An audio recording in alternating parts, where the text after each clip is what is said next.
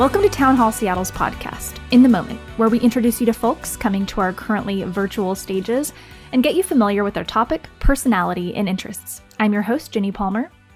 For many people, the coronavirus quarantine has meant creating new online accounts and connecting with coworkers, friends, and family virtually. But as we hop onto these new platforms and peruse new posts, it's important to be mindful of the things we share and what this online activity is doing to our psyche. Public educator, researcher, and digital security trainer Gillian Andrews talks with podcast host and writer Katy Sewall about her new book, Keep Calm and Log On, about digital misinformation, behaviors to be aware of, and how to be a more mindful consumer of content and social media. Thank you so much for being with me. No worries. It's fun to have you on. All right, so you wrote a book called Keep Calm and Log On. Yes. In part, you say that it's about surviving the handbook for surviving the digital revolution. So maybe as a baseline, what is the digital revolution as you would define it? Sure. I think when I wrote the title, that was largely to be like, I wrote about all these things and I want to justify putting them all in the same place. So that is the sort of the shady way out of it. But I mean, really, I think one of the things about the digital revolution that we often forget is that it's still ongoing. You know, sometimes we sort of go, oh, well, it happened, maybe in the 70s, maybe in the 90s, maybe, around the time that Facebook showed up. But really, it's this ongoing thing that's constantly changing. And like with the revolution of the printing press, it didn't just happen, bam, and everything was set. It's an ongoing series of changes. And it's changes not just to the technologies we're using, but also how the jobs we have and the way we interact with our families and friends and the way that industries work, how they really adapt and change to these technologies, and how that changes our lives. So that's a big part of it. Is sort of I was raised by communications professors who really focused on the fact that the printing press and the digital that revolution, that technological revolution, really changed a lot about how texts were written and what they were written about and who they reached out to, and the whole ecosystem of professions that were related to that technology. Yeah, I don't think anybody would doubt. I think so. We are in the time of coronavirus, of course, and I think it's almost more obvious than ever. I don't know about you, but I've been thinking about what would it have been like if we were instead in the flu of the early 20th century. Yeah. How different would our experience be today versus then? And even in that way alone, it seems like all of these digital changes have greatly affected the way we're experiencing this particular situation. Have you been thinking about that? Yeah, actually I have. I think that the great benefit is that we really are able to stay more connected. I can only imagine how isolating it must have been to be in quarantine when you were, when you didn't have even radio hardly, or TV, or telephones as much. And so I actually have really found that something that I've done a lot more of since quarantine is sort of recreational video calls. I'm fortunate that I'm in a place where I'm not having to do that many meetings, but I will just pop my laptop open in the kitchen and start cooking and have my mom over and have my sisters over and have my friends over from all over the world. I was on a call a little while ago with somebody in Berlin who was up way past her bedtime, and somebody in Melbourne, Australia, who was gardening at the same time. We were just on for hours and hours and hours, and it was great. Wow, that's amazing. So why did you want to write a guidebook to help us survive all these changes? Yeah. I mean, the genesis of this actually goes back to my dissertation in the Communications and Education Department at Teachers College, Columbia University, where I was looking at people who were having a really, really hard time finding their way around using search engines. And this was at a moment when Google was ranking blogs a lot higher. And so people were finding their way to my blog and my friends' blogs and blogs of other people we knew through search terms that made it clear they were really, really, really looking for something else. So, for example, I believe it was a musician, Jonathan Colton, had posted a short audio clip to his website saying, "This is hilarious. Here's a 16-minute audio clip of some poor guy trying to cancel his AOL account. Isn't this funny? It takes him so long. Oh gosh, this bureaucracy is terrible." And people showed up in the comments section because they had Googled how to cancel my AOL account, and it took them to his website, and they said, "Dear AOL, please cancel my account. Here's my username. Here's my password. Here's my credit card number." And they were just posting that up in public. And I was looking at thousands and thousands of comments like these. I'm also looking at similar things, actually, with mistaken email addresses now. That may be my next batch of research. And it's just seeing people struggle with this on a really visceral level just makes you want to help out in a lot of ways, or at least it makes me want to help out. I come from a long line of educators, and it's sort of hard to get them all at once. So my goal for quite some time is to do a lot of public education around digital stuff. I'm currently working on a film project, which is tentatively titled Cybernation with Theorem Media.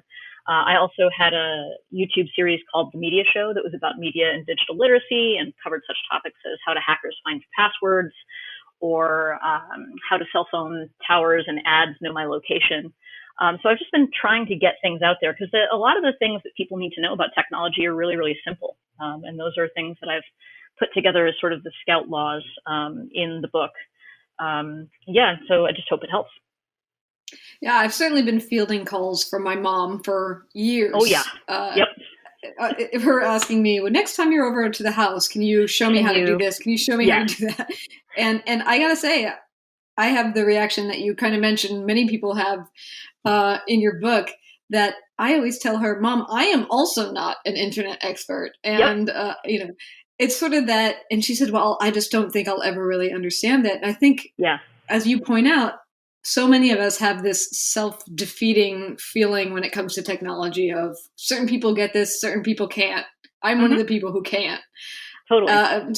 So let's say a person listening is one of those people who can't do it. Are there just some basic tips that would be very helpful for those people? Yeah, I think the first thing, what I'm going to say to you people out there who are feeling like you're not that good at technology, remember that everybody alive right now during this digital revolution has had to learn this, and they didn't learn it in school. And I promise you, they didn't learn it because they were better at computers than you were. We are all constantly having to learn and adapt. And you can do it, I promise. So one of the main things to do actually with digital mindfulness is go, what am I telling myself right now about, is some voice in your head going, oh, I'm bad at this. I'm just bad. I'll never get this. My friends call those brain weasels. What you need to do with that brain weasel is take it, you lock it in the closet someplace and just ignore it squeaking, take that brain weasel and lock it away. So that's one of the key things, is just be mindful of how you're talking to yourself about your own computer use. And then there's some really sort of basic things that you can do. Like the scout laws that I'm talking about in the book are really sort of key to this sort of basic things. One of my favorite scout laws of the internet is if I'm not using it right now, I should turn it off. And this goes for all kinds of things. This includes Bluetooth. So if you have a laptop that uses Bluetooth or a phone that uses Bluetooth, don't leave it in your car with a Bluetooth on, because that's basically your laptop going, hey, I'm here. Where are my speakers? Hey, where's my headset? And anybody walking by who also has a Bluetooth device can listen and hear, hey, I'm here. Where are my speakers? Where are my headset? Then they know there's a Bluetooth device in your car, and there's actually been an uptick in thefts that happen that way. So if you're not using it, turn it off. That actually also goes for notifications, right? So if you're feeling stressed out by how your phone, or if you're feeling stressed out by how much you're asked to be on by your technology, like your job is constantly bothering you, or, you're constantly bothered by updates, things like that, turn the notifications off. That's a great way to stay mindful and to stay calm, because every one of those notifications is going to up your adrenaline level. Also, it goes for other media that we don't think of traditionally as digital, right? So 24-hour news channels are my number one thing that I would like everybody to make go away right now. If you're not using it, make it go away. Because frankly, there's actually something structural about 24-hour news channels. If they want you to watch for 24 hours, right? If they want you to keep you glued, they will be saying things like up next, coming later, things like that. So there'll be things they say. There will be music that you might not even notice that sort of stresses you out even more. There might be scary images in the way they say things. It's like tragedy, all of that stuff will be, harnessed to the purpose of keeping you watching it.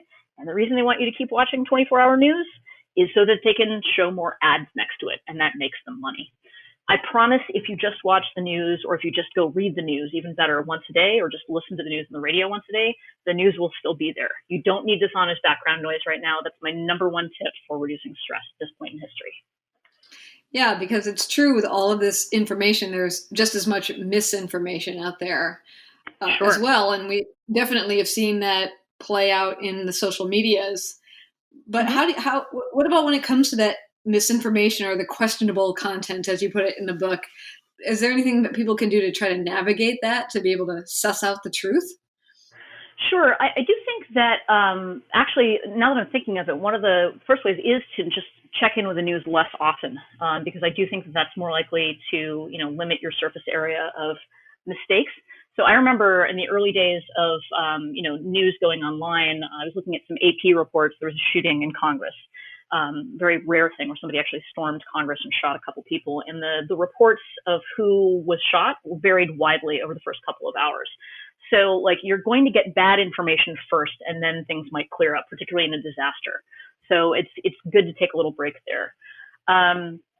Generally, there's a lot, and I'm trying to point people in the direction of Amelia Acker's work from Data and Society. I have it referenced in the book, and I've got it distilled down. She's done a lot of really good work on helping people identify when a social media account is likely to be a bot. There are a lot of ways, you can actually do reverse image searches on the icon they use or the profile picture that they use. You can see if content is repeatedly posted from elsewhere, copied, whole cloth from someplace else. So that's another way as well. Keep an eye out always. One of the things that we say in media literacy, because media literacy is another of my fields, going way back to anti-propaganda efforts in the 1930s, the suggestion was understand first how the message is landing with you. What kind of soil are you that this seed is falling on? Are you already frightened? Are you, know your biases as well, know which kinds of people you are likely to believe and who you're not likely to believe. And when you see a new message, take a second, go, who is represented in this image? Who is not represented in this image? What is this particular piece of content asking me to do? Is it playing on my emotions to get me to do it? Is it trying to frighten me or make me feel like I'm going to miss out on something? Missing out is a huge one. That's actually spam a lot of the time. Spam and phishing emails usually make you feel like you're going to miss out on something. So those are all ways to just stay mindful. Understand your own biases first, and try to bring them into focus when you come across a piece of news and look at how it's making you feel. Yeah, it's interesting because I once wrote an article that ended up going viral, and I wrote it for the BBC News.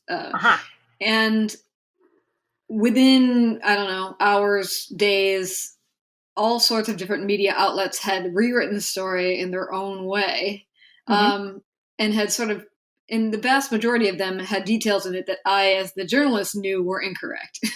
So it was almost like seeing the behind the curtain of what exactly is going on in this 24-hour media, got to churn it out atmosphere.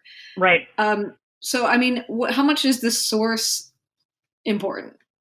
It is important, definitely, yeah. And that can be really hard to tell in this new area of social media when things can really be copied and pasted.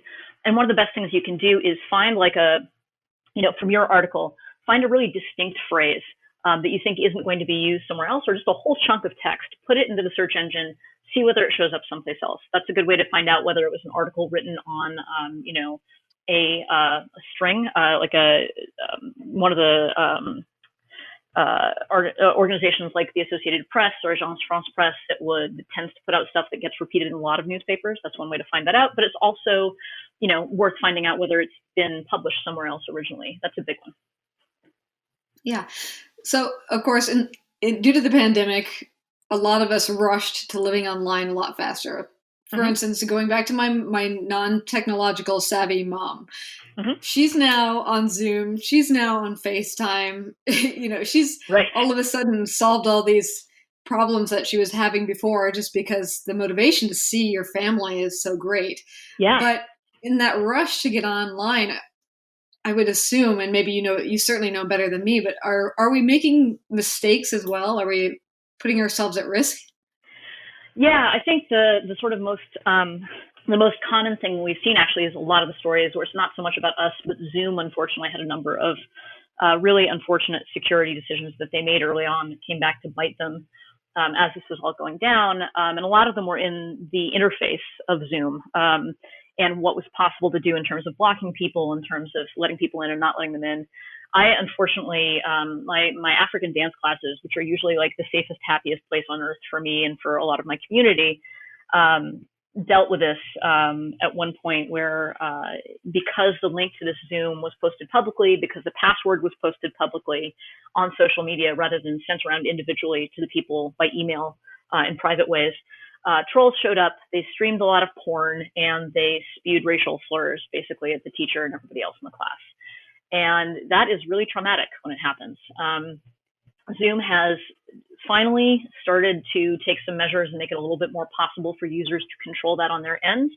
But in general, I have not been satisfied with how they're responding to it in terms of, how they, made decisions. So yeah, that's reminding us something that we sort of forget sometimes, which is that social media are really a Pandora's box. We opened it and everything came out, and that's the good and the bad both. So this is just another example of that. We also see that sort of also reminds me of another thing shared on social media that I've been talking about lately a lot, which is scams where somebody will ask, oh, hey, what was the name of your first grade teacher? Or what was the name of your first pet on social media? Those are phishing questions. Even if your friend asks them, there are likely to be people out there who are watching that and going, great, that's the security question for your bank account. And now I can log in without having your password because, that's the secret backdoor that helps you get around when you've forgotten your password. So, there are these things that seem benign. It helps to think like a hacker a lot of the time. And I've had a lot of experience with that because I've been going to hacker conferences for many, many years now. But think about how something could be turned and used in a bad way. Not all hackers are black hat hackers. Not all hackers are trying to do things in bad ways, but a lot of them are just sort of seeing what they can do. So think about that. Try to think about how something could be turned into a weapon when you post it online. Yeah, that's fascinating and terrifying. I'm sure a bunch of people listening have thought, oh, I answered that Facebook quiz that it was right. About, where it's like the top 10 questions and everybody cuts and pastes and says they're funny things. Yeah, the other one that really came out during this chain letters just came back also during, somebody was like, oh, that's what we're going to do to keep ourselves occupied during the pandemic is we're going to do chain letters. And those also are massive sources. The more you forward things around, if you're asked to leave your email address in there, that's a massive email address harvesting thing. And email addresses are really valuable. They tell people one factor for logging into your accounts, but also they tell you this is an active email address. I could go fish it. I could go do all sorts of things to it. So I do recommend against participating in chain letters, or if you do, make sure it's the ones that you're not posting, people say cut your email address out, cut your name out. Same thing actually goes for forwards, those long forwards, email forwards that your older relatives, but it tends to be you, send around being like, look at this funny thing. The more you CC and copy and like keep all the stuff with people's signature files in it and the addresses in it, the more that may just show up on a mailing list in public where it's actually posted on the web. And then somebody can go and harvest all of those things. It also tells people who you know, and that can be of use if they want to go target somebody else that you know. So that's another one to avoid. Just curious, since you've been looking at this in so many different ways for so many different years, is there anything that you're seeing people do really right online in general? Obviously, we all get some stuff wrong, but yeah. Actually, I think one of the neat things that I'm seeing in younger generations is the phenomenon of the Finsta, where you have your real Instagram account and your fake Instagram account. So making separate profiles for different parts of your life. It's a very, very old and long-standing practice. Some people get really down on millennials and younger people being like, oh, they share too many things. Sometimes they're a little bit more savvy about like having a private account and a public account. And I think that's a good idea. Okay, so another thing is with all of us doing all of our stuff online these days as we work from home. We also are just tied to these technologies so much more than usual. And maybe for some people they're not, but many people they are. Mm-hmm. Can you explain what it's like for our brains to be so tied into technology all day long? Yeah, sure. And this is something that really, I think, started coming out in the years before this. You see Tristan Harris, who used to be, I think, an ethicist at Google and is now peeled off and is doing his own work studying how these technologies influence our brains. And then Catherine Price wrote a very good book called How to Break Up with Your Phone. They both talk about the dopamine trigger. And the dopamine trigger is basically what lights up in our brains when we see something that is exciting or interesting or, likable to us online, right? And what we're getting from these technologies is an inconsistent response, right? So you hit refresh, and sometimes what you get is a cute cat picture. Sometimes what you get is a boring ad. Sometimes what you get is something political from some member of your family who you really wish you didn't have to hear from. Sometimes you just get something that's just not of interest to you at all. So that acts sort of like a slot machine, as Tristan Harris has been saying, where you keep trying to push the lever and you keep pushing the lever and keep pushing the lever. And that ultimately is what occupies our time. That's why we're so addicted. Like, our brains want that reward. It's like we're like a rat in an experiment where sometimes they'll get a food pellet. And the more it's variable, the more you don't actually know what you're going to get.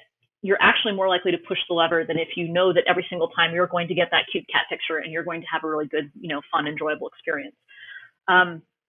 So that's really where the risk is that we're just sort of continued to be we continually are served up this stuff. One of the things I like least about social media these days is something that probably a lot of people don't even think about, which is just that they keep loading more stuff. For a while there, you'd go to Twitter and you'd get to the end of the page and it would say load more, and it was up to you to click that button and load more. Now that's not even a click. You just scroll down to the end of the page and it loads more stuff. And that is really where this sort of becomes this bottomless bowl, where you just keep eating and eating and eating and eating.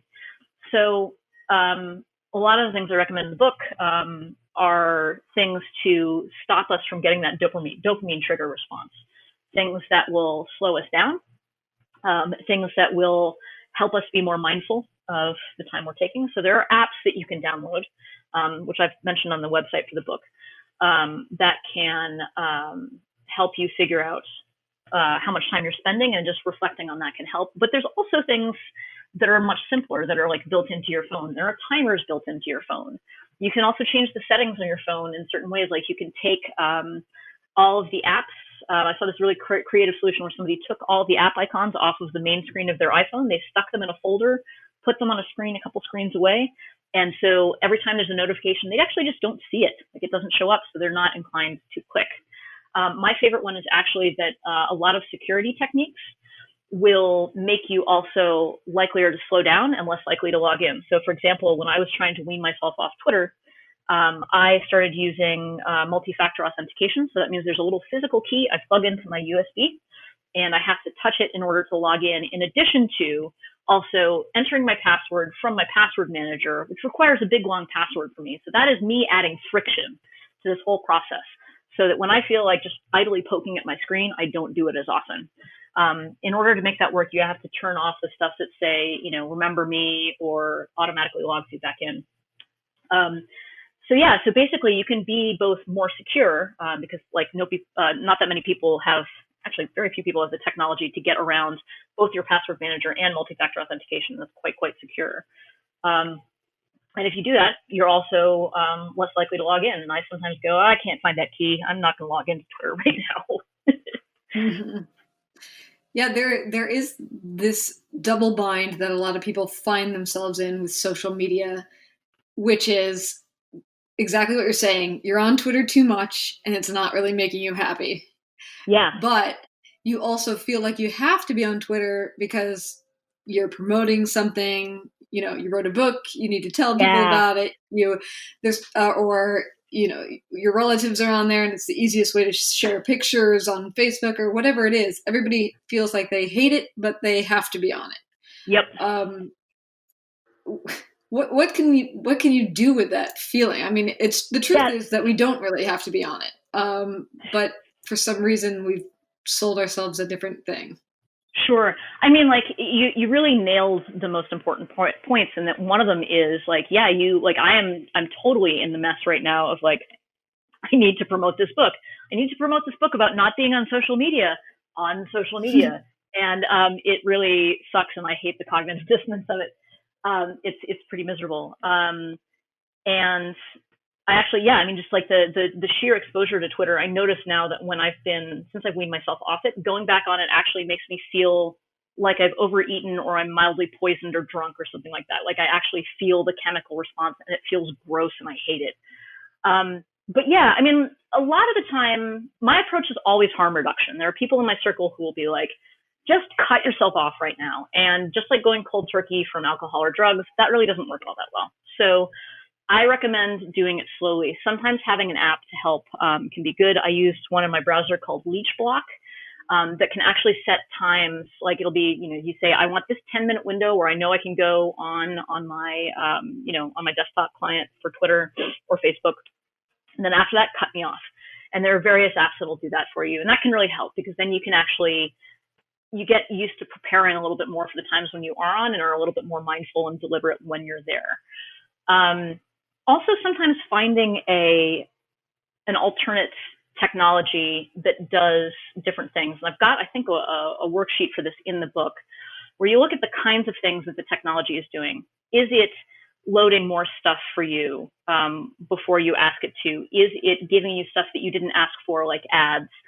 Is it notifying you in ways that you don't like? Is it putting your stuff public in ways that you don't like?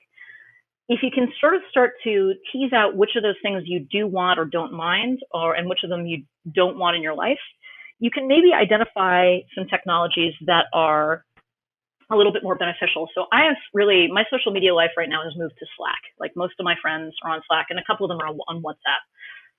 The helpful thing for me there was not being public, because there's a certain different kind of a mindset when you're really just broadcasting publicly all the time. There's sort of more of an addiction of like, I have to be a famous person. Like I need to go and do this thing that gets me more promotion.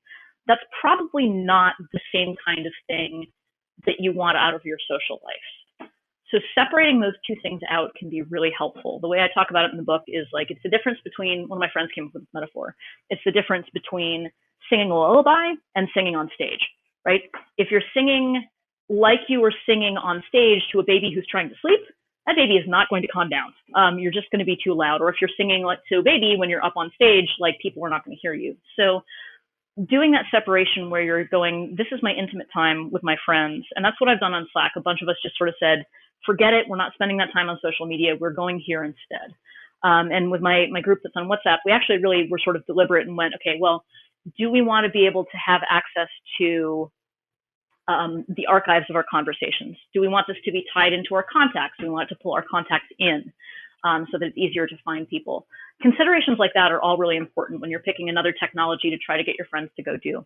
And it's helpful in that it helps really remind you who you really want to deliberately spend some time with. So I highly recommend going through an exercise like that with people you really care about.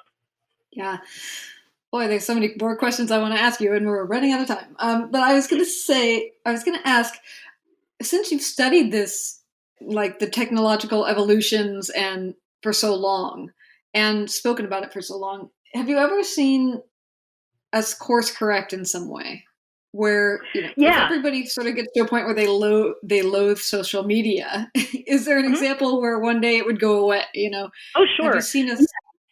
Absolutely. We're absolutely getting that. I mean, the backlash against Facebook and Twitter, especially Facebook, in the wake of Cambridge Analytica and all these findings about people, about companies that were mining that data and targeting people, politically, or they were, doing bad things about real estate advertising, which there's some pretty stringent laws against, being biased in real estate advertising. I mean, we're all a lot more conscious now, and the result of that has been actually that I think developers of these technologies have corrected their course as well. Like in Europe, we see the GDPR arising. The GDPR helps protect the privacy of people in Europe. we get overflow from that in the United States, and that because the internet has no borders, people who go online in the United States also have to be shown the GDPR stuff, because they actually, whoever's providing the website doesn't know whether they're talking to somebody in the EU or in the United States. So that's great. You also get Apple, for example, on iPhones, has done a lot with, do not disturb and things like that. Actually, Android has done that too. So there's been a lot of, sort of building in of the mindfulness tools that weren't there as well, as there were the privacy tools. So I think that's great. I think that's a good thing. I don't know that they are going to go away entirely, but I do think that when we make more mindful choices, we can actually push the industry in the direction of doing better things. And actually, the biggest one on that absolutely today, is Amazon, because we have workers who are not being protected at Amazon in the middle of the COVID pandemic. And we're actually seeing like high-ranking executives at Amazon resign, saying this is unethical. We should not be doing this. So I'm hoping that will also, help improve the labor market for casual workers in the tech industry as well. Yeah, I hope so too. So this is a handbook for surviving the digital revolution. Keep calm and log on. One of the things I loved about this handbook is that you regularly in it look to the past of what have people in other revolutions done, like when things changed largely. Obviously, we can't talk about everything you talk about, but is there one example that you would want to share of what people at a different time did to cope with the change? Yeah. Gosh, that's a really good one. I think, which one I want to do? Because I use a lot of images from the Great Depression, actually, in the book. Let's go with that. Mm-hmm. Yeah, I think sure. because it's so timely right now. There's a couple. One of them is in the war times, in World War I and World War II, civilians were asked to conserve resources, and those resources would be things like scrap rubber or scrap metal or scrap paper. So there'd be drives, and all the kids would like gather that up and take it into the depot, and it would be recycled into like bombers. Our attention is that resource now. We have scraps of our attention. We spend it here and there, and it is being used by the enemy. It is being used by other governments, and then political actors from all over the world to try to sway our opinions. And so we really need to conserve our attention, just because we're going to damage the quality of national discourse, the quality of democracy, if we don't do that. That's really important right now. Yeah, that's great. Another thing I really loved about the book is it's full of these work pages to work on, to try to figure out where we as the reader stand. Is there something, let's say after we listen to this, we want to whet our appetites. Is there some project that I could try as an example of what sort of exercise you would take me through in the book? Yeah, sure. The best place to go is to go to keepcalmlogon.com. Notice that's not keepcalmandlogon.com. It's just keepcalmlogon.com, because keepcalmandlogon.com was a more expensive domain, so I didn't pick it up. But on that website, I have reflections of some of the exercises in the book, although the full exercises aren't generally there, but there are one or two checklists that you can go through there, particularly checklists for security, going through and making sure that your systems are up to date and you're doing everything you can to protect your digital assets. That's great. And just one final question. Why did you call it Keep Calm and Log On? Oh man, so the question is like, why wasn't there a book until it was called Keep Calm and Log On? Because it was actually in late 2016 or early 2017 when it just occurred to me, Keep Calm and Log On. I was like, now I can finally sell this book that I've been trying to get people interested in since 2011. A lot of the time when I would go to people with this book idea, they'd be sort of like, yeah, we're not really convinced. Earlier titles involve things like me going, you broke the internet. And that's not cool at all, because then I was basically accusing people of being the problem. And the fact of the matter is we're not. We're no more the problem than technology is itself. So yeah, really, it was when that title came to me that I was like, yeah, this is it. We're going with this book, and I really hope it helps. To learn more, get yourself a copy of Gus's book, Keep Calm and Log On, your handbook for surviving the digital revolution, by clicking on the link in the episode description below. And to hear more from our correspondent Katy Sewall, check out her podcast, The Bittersweet Life, about traveling a less than ordinary path and insight into a larger examination of life. Thank you for joining us for episode 63 of In the Moment. Our theme music comes from the Seattle-based band Ibu and Seattle's own Barsuk Records. And although we're on hiatus from public events at Town Hall, we're hosting a whole lineup of digital programs. Check out our calendar at townhallseattle.org or subscribe to our YouTube, Facebook, or Crowdcast channels. You can help support the creation of digital content by making a donation online, by texting Town Hall to 44321, or by joining Town Hall as a member. Thank you for listening, for providing your support, and thank you for joining us right here in the moment.